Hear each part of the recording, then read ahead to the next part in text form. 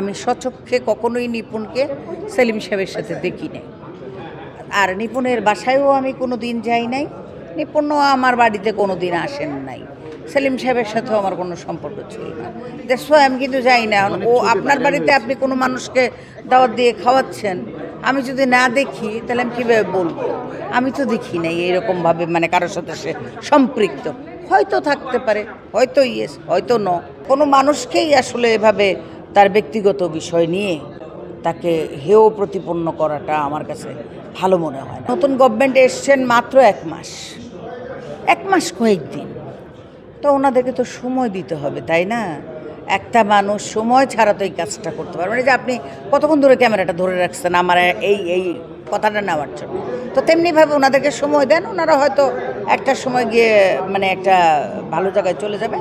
আর মাজার ভাঙ্গার যে ব্যাপার, ওনারা তো হাইকোর্টের মাজার ভাঙছেন না, ওনারা তো ওই যে আপনার শাহ আলী বাবার মাজার ভাঙছেন না।